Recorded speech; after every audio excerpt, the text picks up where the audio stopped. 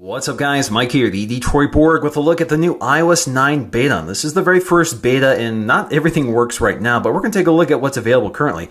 So this is launching basically with everything that supports iOS 8 or newer. So if you run iOS 8, you can get iOS 9. Of course, the final version will be launched in the fall. Right now we're going through the beta process, which will take all summer. Now of course, with every new iOS release, we get a new stock wallpaper. This is the new one. It's the only new one to pick from here, so if you don't like it, you can go back to the older ones.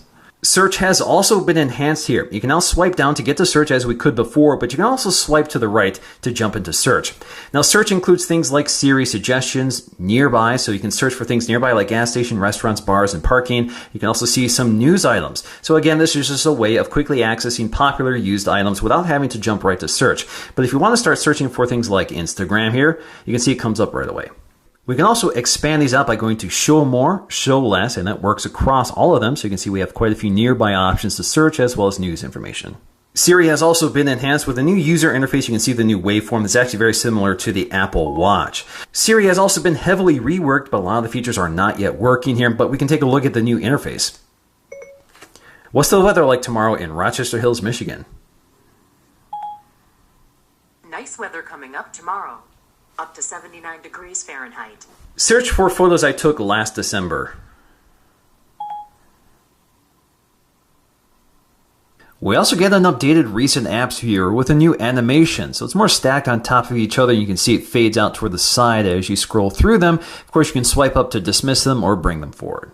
We also have a low power mode, which is available under settings and under battery, which you can click on here. As you can see, when you turn it on, the battery icon changes to this yellow color. And it'll tell you exactly what's happening. So basically, low power mode reduces performance and network activity to extend battery life. This will also use your light sensor, your proximity sensor, and that sort of thing. So if your phone is facing down on a table, it won't light up the screen with notifications. Speaking of battery, we do get some new widgets here, which you can add to the Today tab here. So you go to Edit, you'll see batteries, which we can add. You can also add Find My Friends. Find My Friends is now a standard app with iOS 9. It installs automatically. It used to be optional, but it does give you a widget, which is kind of useful. So let's click Done here. So now you see a widget for Find My Friends. It tells me exactly where my favorite contacts are. And then I can also see my battery life here. So I can see my iPhone battery life as well as my watch battery life, which is very handy. We also get a new Notes app, which has been expanded significantly. It's actually more like a full editor now. The great thing here is that it shows you things that you've recently deleted, so you can re-access them if you need to. We can go right to our notes here, create a new note. You can see some of the tools that are now available to us, including photo insertion. So we can just tap and insert a photo we've already clipped to the clipboard. We can also access our camera roll, or we can use handwriting. So if you just want to use one of these pens here to handwrite, you can select them, use a ruler if you need it, use different pen tips here. So if you want to use red, you can select it and just write on it like so. We can also create checklists here, so we can build out our list here and hit this icon to turn this term into a checklist if we want. And then when you're done with the checklist item, just select it, just like you would in the Reminders app. We also have a new voice dictation animation. This is a test of voice dictation, period. The keyboard has also been updated to more clearly indicate which case you're in, uppercase or lowercase, when you hit the Shift key. Apple Maps has also been updated with transit information, which has been long missed here. So the great thing here is that we can see our transit routes. You can also see the schedule. So if you want to see the pickup times for this specific stop here, you can just swipe to the right or swipe to the left and see 9, 19, and 29 minutes. Same with the other ones, 2, 12, and 22 minutes. And depending on your route, it'll actually tell you exactly where those stops are. iOS 9 also comes standard now with Find Friends and Find iPhone, which are not uninstallable. Passbook has also been replaced by the Wallet app, basically the same app, just renamed. This time it combines both your credit cards and debit cards along with your movie tickets, boarding passes, retail coupons, and more, but it also combines your loyalty cards for retailers that support it.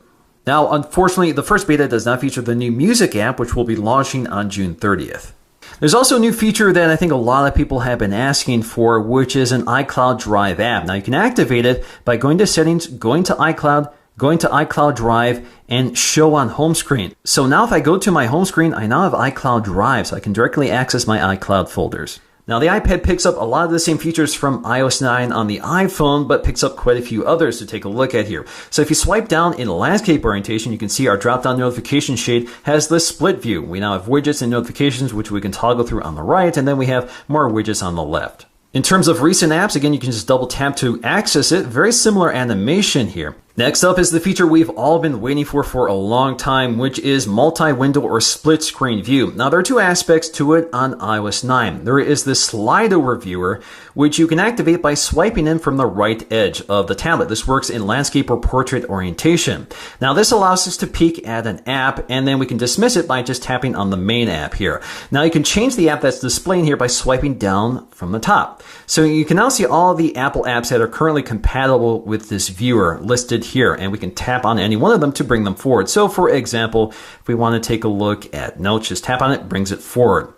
Now, if you want a true side-by-side view of an app, you can see that an app that's compatible with side-by-side will have this little handle here, which you can grab and expand out. So when you expand it out, you now have two windows side-by-side, which are active, and you can interact with them simultaneously. You can resize them like you want, or you can just maximize the window by swiping all the way to the right.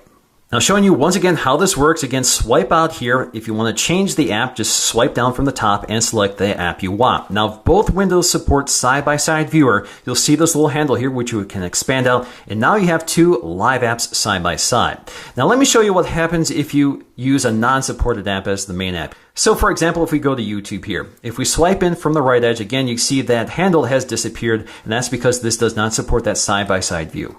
Now, if you navigate away from the side-by-side view, you can bring it forward just by bringing up one of the apps that was in the side-by-side viewer. Now, another neat feature is available within the Videos app. This is a pop-out viewer or picture-in-picture viewer of video. This only works right now with the Apple Video app. So I can start playing back video here, and I can tap this and pop it out as a separate window, which floats above whatever you're doing. I can resize it by pinching in and out. You're limited here, but I can pause it, I can play it, and I can go back to full screen mode if I want, or just close it out. Now, if you need to, you can really minimize this and tuck it into the side just off the view while still listening to your movie.